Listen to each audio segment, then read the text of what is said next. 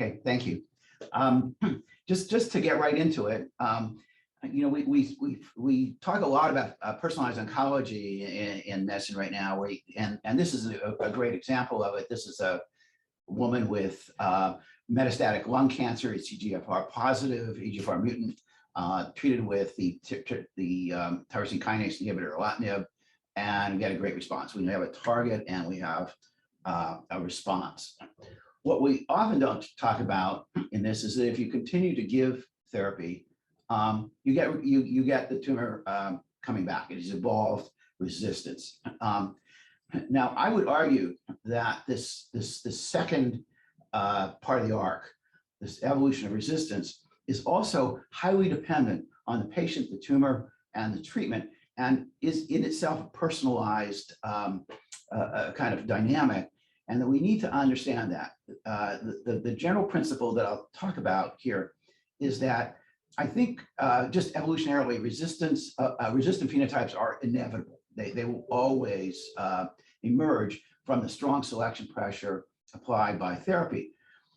But to become clinically significant, they have to proliferate to become large enough to become clinically relevant. And those are governed by Darwinian forces. And so my basic argument is that personalized oncology should also include an understanding of the Darwinian forces that give rise to resistance to therapy. And we can, you know, potentially change those in a way that's favorable to the patient. So to frame this generally, developed a sort of a game theoretic analysis of how cancers are treated. And this is viewed as a game between the oncologist and the cancer. So the oncologist applies a treatment, the cancer responds to that by deploying an adaptation. The oncologist has two enormous advantages in this game. One is that he or she plays first. It's like the white pieces in chess. The tumor cannot begin to adapt until the oncologist has applied a therapy. And this is called the Stackelberg game. And the second thing, which is I think even more, is that the oncologist is sentient and can play dynamically, can change therapy, can anticipate the future. And cancer populations, like all evolving populations, can never anticipate the future. They can never adapt to something they have not seen before. And this is a tremendous advantage. The problem is that oncologists essentially play the game by applying the same treatment continuously until progression. That's a standard dogma in oncology for decades. The problem is then the tumor needs to play the same move each time there is a therapy applied, and furthermore, the therapy is not changed until the tumor is progressive. And in that way, the oncologist has ceded the lead of the game to the tumor rather than taking on this lead. So the argument I think here is just in general for a more dynamic, evolutionarily informed approach to therapy. Now, this is kind of standard therapy. This is just, you know, continuous application of maximum tolerated dose until progression. Let's assume that there is a large population of cells, mostly they're sensitive, but there's a few of them that are either resistant to begin with or can rapidly evolve to resistance before dying as a result of the treatment. You give maximum tolerated dose and you have a great response. You can see that the tumor is greatly reduced in size. But what you've done is select very strongly for this resistant phenotype. Now you can continue treating all you want, but you no longer are having effect. You may not see it. These tumor populations may be very small and therefore not clinically evident, but nevertheless, you know that once you've achieved this sort of nadir of response, that the tumor is both increasing in size and number of cells and in heterogeneity, and eventually it becomes clinically apparent, and you have this change therapy. So there's an alternative approach, and this is just one of many. So I'll just talk about this briefly now, but not to say that there aren't other ways or better ways to approach this. But one of the ways that we've first integrated evolutionary dynamics into therapy, into cancer treatment, is this sort of adaptive therapy. And the idea here is that instead of a maximum tolerated dose, you give the sort of minimum necessary. And the idea is to knock the tumor down a bit, but to explicitly maintain a significant population of resistant of sensitive cells. You then withdraw therapy. And while the tumor will regrow in the absence of treatment, in the absence of selection for resistance, what is usually a competitive advantage between the sensitive cells and resistant cells will result in repopulation of the cell primarily with sensitive cells. You can then do this again and again and again. And so this is, again, just exploiting the evolutionary dynamics. In this case, the difference in fitness of the sensitive cells and the resistant cells in the absence of treatment to sort of maintain a sort of near steady state. And so the idea here is really to use cancer treatment as a forcing function that was implied at the correct time can induce an oscillating near steady state. The first clinical trial in this is using abiraterone. And so briefly, men with metastatic prostate cancer are typically initially treated with a block of androgen synthesis. And when that, and about 2/3 of the time, that progresses because the prostate cancer cells start making their own abiraterone. I'm sorry, their own testosterone. Abiraterone blocks that synthesis. And so as a second line treatment, is reasonably successful in about 2/3 of men who have a response. And that time to progression is typically in 6 to 12 months, depending on previous therapies. We modeled this, and these are the people involved in the modeling. We have evolutionary biologists and mathematicians. We viewed the dynamics solely in terms of the cellular population interactions with androgen. So we have what we call the T+ cells. These are the original cells. These are the cells that require exogenous testosterone to proliferate. Androgen deprivation therapy targets this group. We then have the TP cells. These produce testosterone, and these are the targets for abiraterone. You'll notice that there is a cheating population that potentially, that is, the TP cells produce testosterone, to which they are sensitive because they have androgen receptors, but they spill it into the environment. So the T+ cells can begin using that, and then called cheating dynamics. And so this joint population is the one that's growing. And then the T- cells, these are the bad guys. These are the guys that cannot be controlled by any manipulation of the hormonal status of the patient. And once these emerge, typically death follows in about 2 years.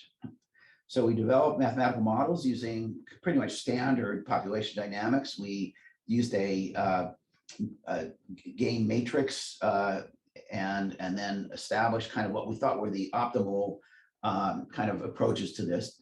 Dr. Jinsung Zhang was the very brave oncologist who actually conducted the trial and designed it. Basically, we start with the initial administration of abiraterone. When the PSA, which is the serum biomarker, falls below 50% of the pretreatment value, we stop. We allow the tumor to grow. We assume that the TP cells and the cheater T+ cells will dominate the T- cells. Then we resume abiraterone when the PSA returns to its pretreatment value. We start the cycle over. Our pretreatment computer simulations predicted that we can control the tumor for between 2 and 20 cycles. We also had a control group. These were the patients who met inclusion criteria but received standard of care dosing. There are 20 in each group. The key demographics were essentially identical. And here is the outcome. We now have accrued, fully accrued to this, and it's gone sufficiently long that we have a median time to progression. For the control group, it was 14.3 months, which is historically pretty close. In fact, it's probably a little bit better than what's often reported. The median time to progression for the adaptive group was 30 months, so that's a 16-month difference. highly statistically significant. Interestingly now, we have 4 patients who are still stably cycling over 5 years since the beginning of therapy, kind of unheard of response in this patient cohort. Just a few more things. So the patients were off treatment actually 59% of the time on average. So most of the time they were not receiving abiraterone, which reduced both toxicity and cost. The average reduction, we had some economists come in and do an analysis, and they came up with an average reduction of cost of $50,000 per patient per year. So basically, what we're saying here is that the inclusion of evolutionary criteria resulted in the distance between these 2 curves. Now, what does that mean? And I would now like to show you, most trials just look at cohorts. The beauty of having a mathematical model to design a trial is that it can also be used to analyze trial results. So very briefly, we collapsed the 3 populations into 2, where we assumed that the cheaters and the TP cells were a single population that were dependent on each other. And then we began to use longitudinal trial data to check our pre-treatment estimates of key parameter values. And so the analysis, I'll just briefly show you here how that was done, and focus on the results. So a key diameter is the growth rate. And what we found was that the resistant population does have a lower growth rate than the sensitive cells, which we had estimated, and within the range of our estimates. It also allowed us to look at the fraction of resistant cells that were present prior to therapy. And we could then look at the outcomes. And what we found is that basically at every fraction of pre-treatment resistant population, the adaptive treatment did better than the standard of care, and never vice versa. And this is a sort of example. This is a patient who had the same pre-treatment fraction of resistant cells according to our estimates. And I'm sorry, these 2 different patients, one treated with standard of care, and you can see that there was rapid progression. And these are the sensitive cells and the resistant cells. Here you can see that they came up a little bit when at this initial population, but then rapidly declined, and the resistant population rapidly progressed. This is a patient who was on the clinical trial. You can see how the fluctuation of resistant and sensitive cells over time. And so the difference was a time to progression of about 1,000 days versus time to progression of about 200 days. Now, we made one significant error in our pretreatment estimates of key parameters, and that was competition coefficients. We assumed that the competition coefficients, that the sensitive cells in the absence of treatment were about 2 to 3-fold more fit than the resistant guys, roughly estimating the pre-treatment ratio that we expected. We could then actually look at this, and we through some, this is a mathematician stuff, so don't ask me the details, but what we found was that the global minimum of this fit found that this value was actually higher than we expected. It was 6 to 7 rather than 2 or 3. This has significant clinical implications, and I'll show you this here. So this was our model at the beginning on the left. We assumed here a ratio of 3, and if you just focus on this number, so these are the oscillating sensitive cells and the resistant cells. What we assumed was that when we caused the sensitive cells to decline, we would see an increase in the resistant cells. When the sensitive cells went back up, they would be suppressing the growth of the resistant cells. We assumed that it would plateau. And so this is what you would get. You would get this up plateau, up plateau, up plateau, so that the population of resistant cells would inevitably increase over time. And that's what gave rise to our estimate that the most we could do, the longest number, the most cycles we could possibly control the tumor was 20. However, because of this higher ratio, when we did the simulations again, what we found was that when the sensitive populations went up, rather than plateauing, the size of the resistant population went down. So they were not just keeping it static; they were actually outcompeting them to the point that the resistant population declined. And in fact, what this predicted is that over a period of about 3 to 4 cycles, the resistant population was eradicated. Again, something that we did not expect and did not anticipate in terms of the design.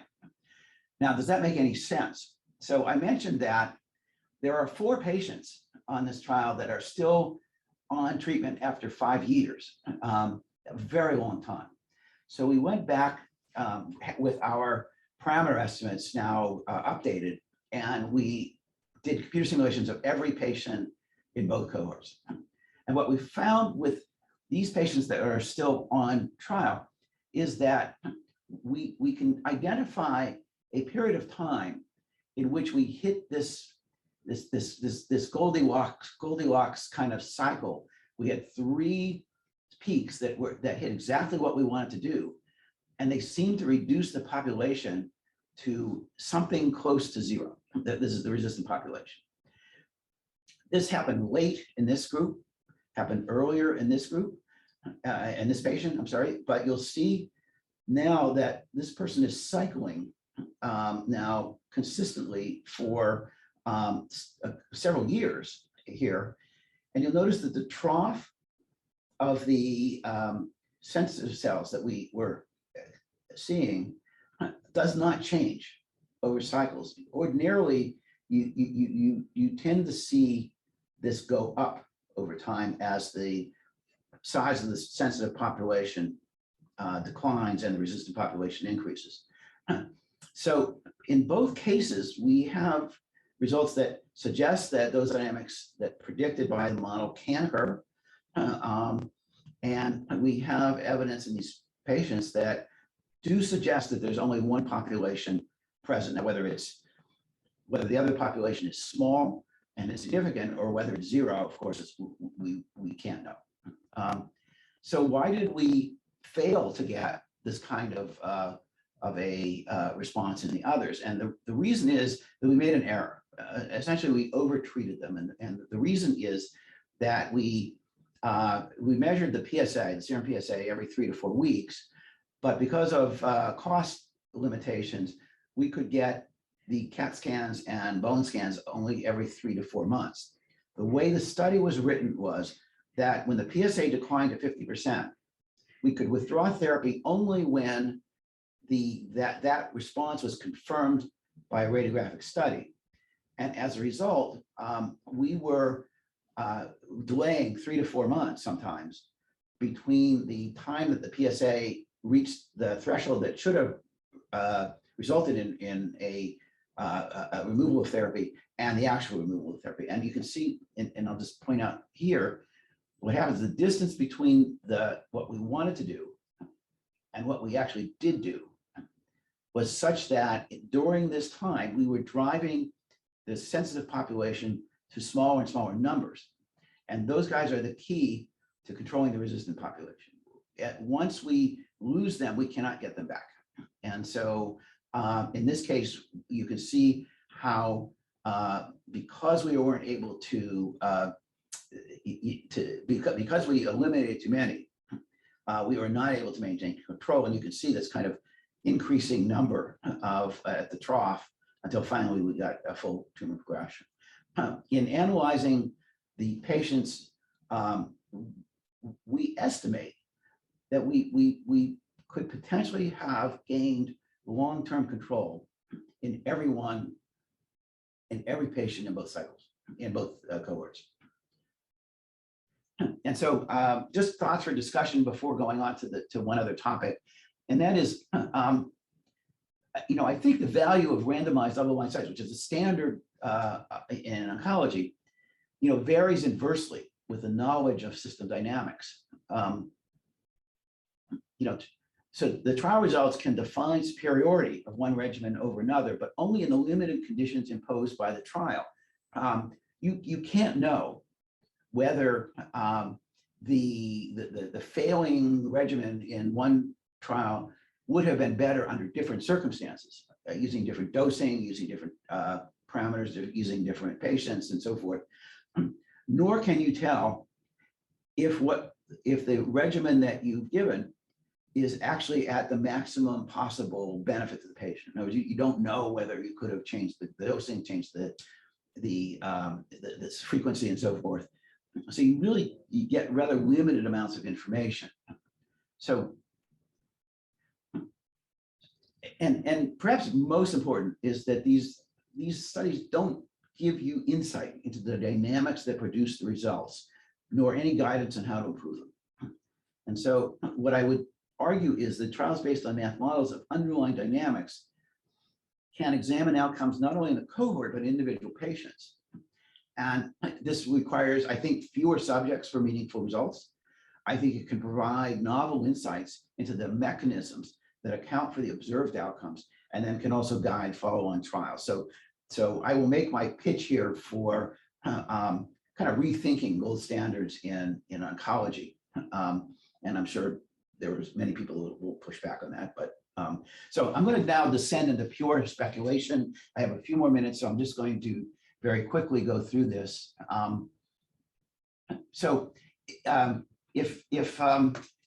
Probably most of the people in the audience are working in some kind of cancer field, and if so, you've had this experience where either at a family gathering or at some kind of social event, someone corners you and says, why haven't you guys cured cancer? Why haven't you, isn't it true that that you guys know the cure for cancer, but you are hiding it to make money, or whatever the conspiracy theory proposes?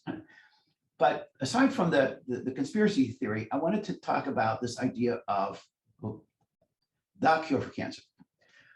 This idea that cancer will be cured by a thing, probably by a drug. And this actually goes back to work by Ehrlich over 100 years ago, who popularized this concept of the magic bullet, a drug, some agent that would kill the cancer cells, but not the normal cells. And this is the cure for cancer, the magic bullet. I have always thought that because of the size of the population, their phenotypic diversity, and spatial dispersion, that these are insurmountable barriers to cure. A magic bullet to get all of those things, to get past all of those barriers, seems improbable to me. Now, sorry, going on. But this led to some rethinking of what cancer cures is an extinction. And I think everybody would agree that. There's been a number of articles sort of suggesting this. So metastatic cancers are large, diverse, spatially dispersed, unicellular, asexually reproducing clade. How do we cause extinction? Well, whenever we talk about extinction, everybody goes to the dinosaurs. The mighty dinosaur was essentially killed off geographically, at least instantaneously almost, because of this application of massive evolutionary force in the form of a meteor that struck the Earth. So that's clearly a way to cause extinction. The problem is that it's entirely indiscriminate. The meteor also destroyed, extincted 60% of the other land animal species on Earth at the time. And so this arguably is kind of a problem with with cancer therapy. I mean, if we're going to go for the application of massive force, we're always going to be limited by the indiscriminate nature of that force and the damage to the normal cells. So brute force as an extinction strategy is limited. That said, what I learned was that regrettably, our species has caused the extinction of multiple other species. These are called the Anthropocene era or Anthropocene extinctions. And these have been studied now in great detail. You know, as unfortunate it is, it has a silver lining in that the Anthropocene extinctions are fairly well understood. And what they've given is new insight into how extinctions occur most commonly. So the KT event was a rare mass extinction, but background extinctions occur through dynamics that are quite different. And I'm going to show you this as an example. This is an intentional extinction of the Galapagos goat. These goats were introduced by sailors. They're not native to the Galapagos Islands. They proliferated in the 1980s and 90s, populations reaching 500,000 or so, and they began to damage the local plant species and crowd out the native species. So an international group decided that it was time to eradicate the Galapagos goat. And how did they do that? Oh, sorry. They hired sharpshooters and they gave them automatic weapons, put them on helicopters, and they just flew around the Galapagos Islands shooting these herds. I mean, just massacring them. This was a great first strike. I mean, it looked like it was going to be effective. But the problem was that some of the goats became very sensitive to the sound of helicopters or trucks. And when they heard them, would run into the forest where they could not be found. These surviving populations actually began to proliferate. And as a result, the group that was dealing with this realized they had to come up with a different strategy. And what they did was what's called a Judas goat. This is a female goat. There's a radio collar on her. She's been neutered, sprayed with all kinds of hormones, sent out into the wild. Goats are social animals. She found her way into these small groups, and they could locate them through the radio collar and essentially track them down one by one and kill them. Now, this is a typical anthropic extinction because it is a sequence of events.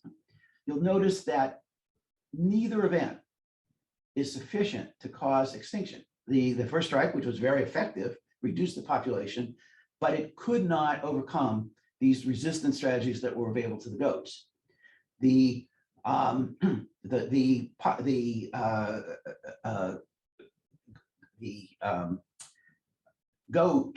Judas goat was a great strategy for small populations, but would never have been effective had there been large populations.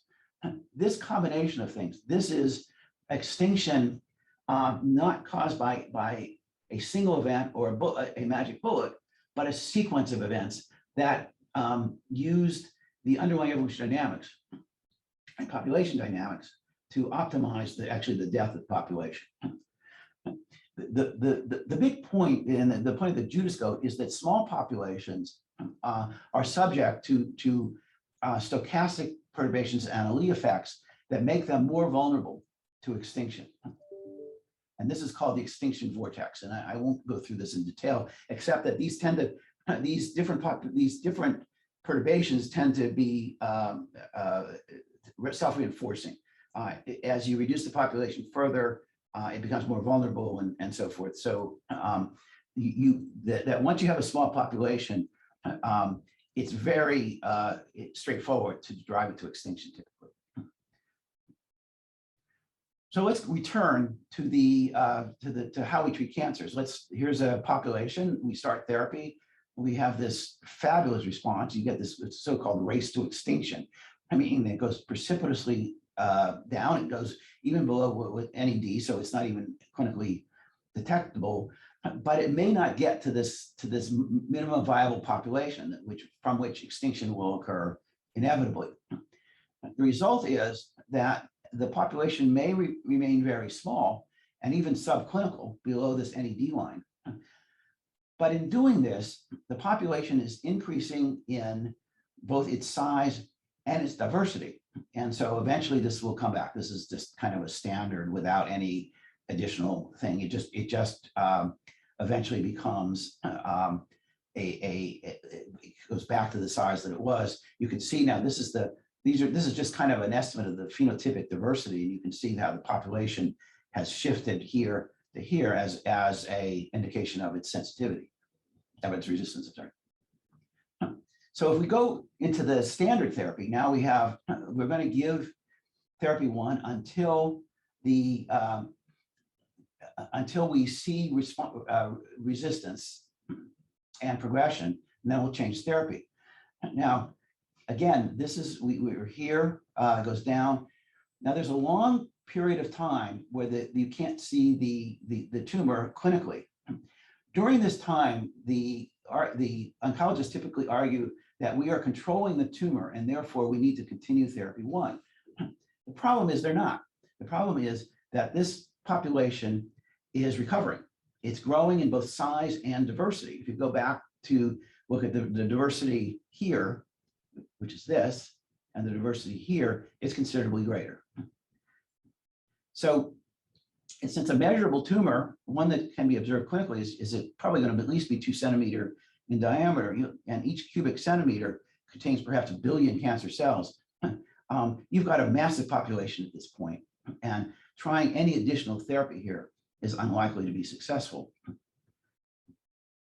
So waiting until measurable disease loses the possibility of extinction. So our suggestion for how to exploit these vulnerabilities is to treat not when tumor progresses, but when tumor has reached its nadir, when the tumor is both smallest, tumor population is smallest and least heterogeneous. So if we go, let's go back to prostate cancer now. Here's androgen deprivation therapy. In 95% or so of the patients, the initiation of androgen deprivation therapy results in the PSA values going to normal or even unmeasurable. Typically then, that is continued treatment. And you start the second line therapy, which could be abiraterone, for example, only when the PSA has gone back up.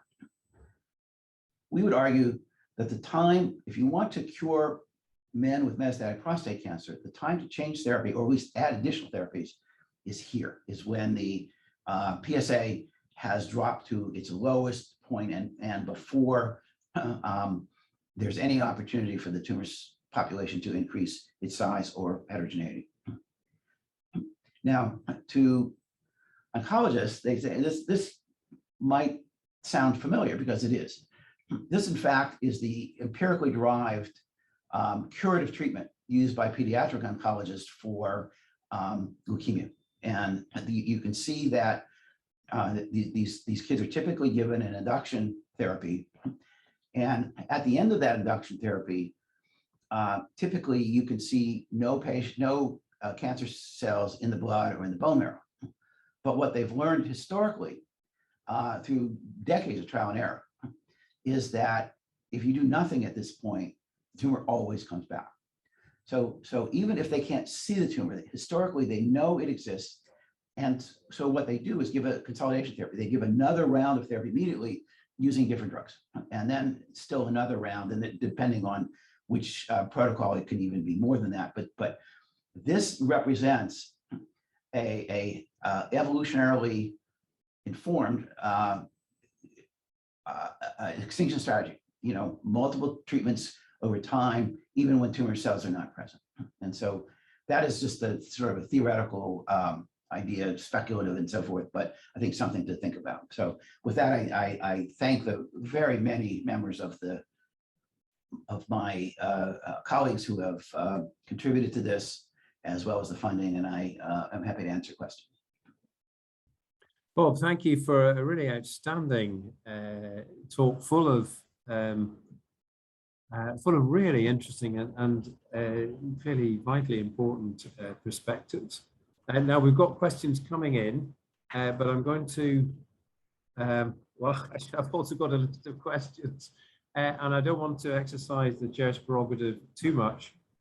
So let me start with a question from Trevor Graham.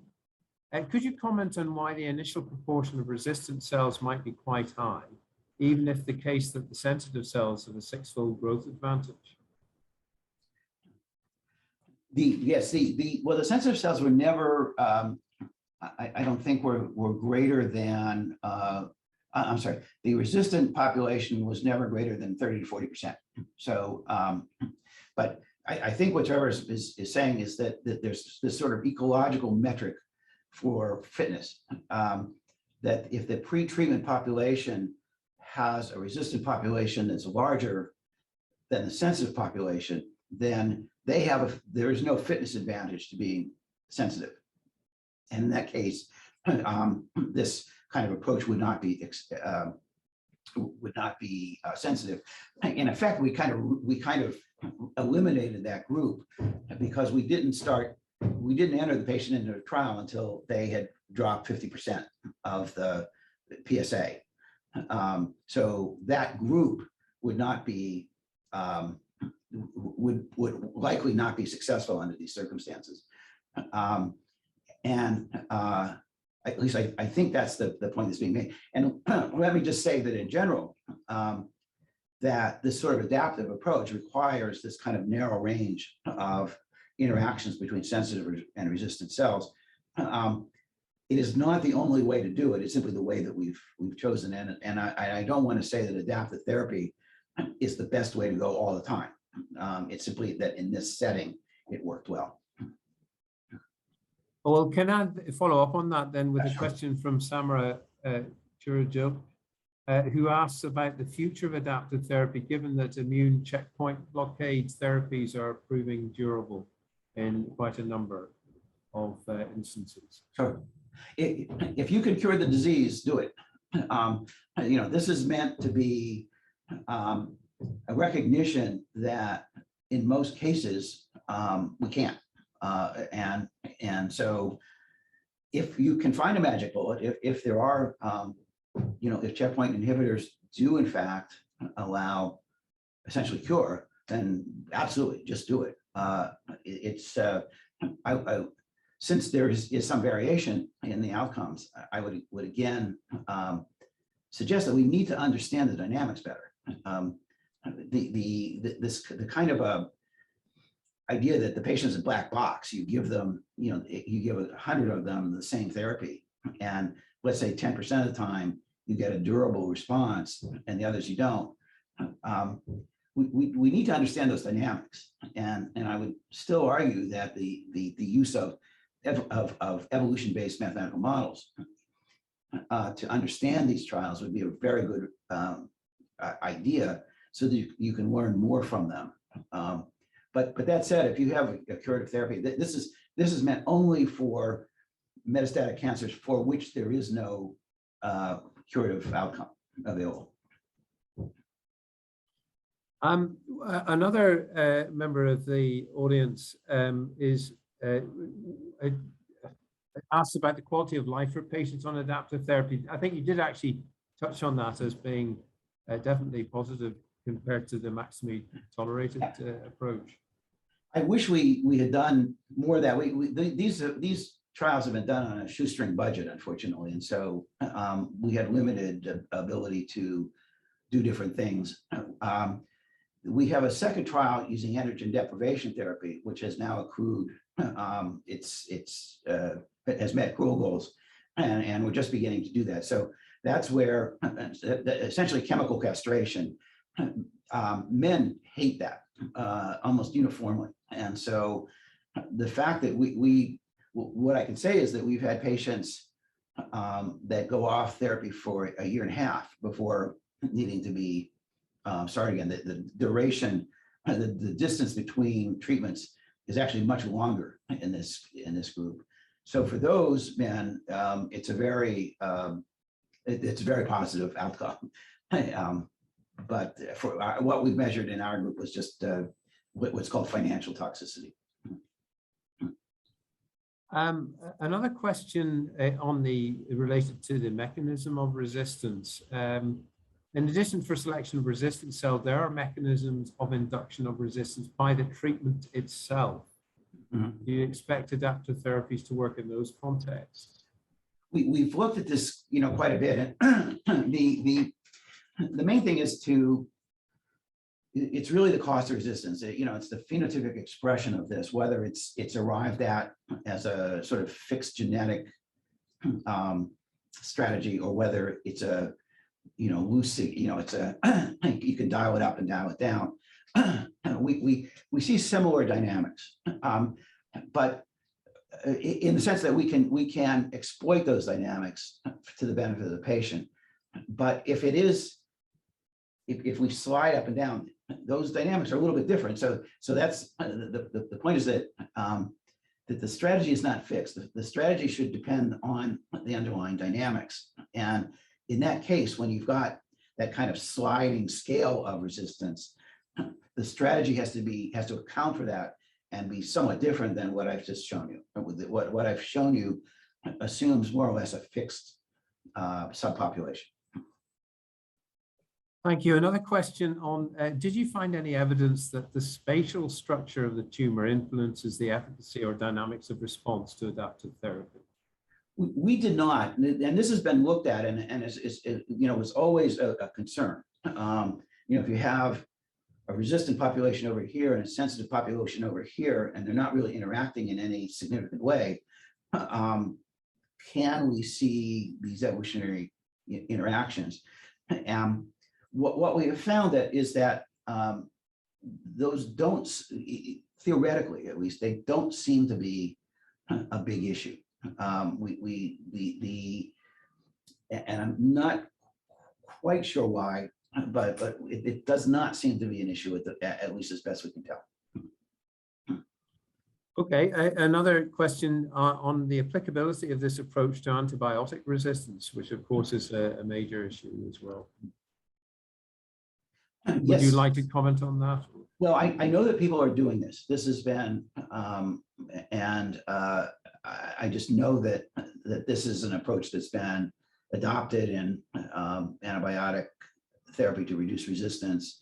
There have been other, for across the world, malaria and the worldwide diseases.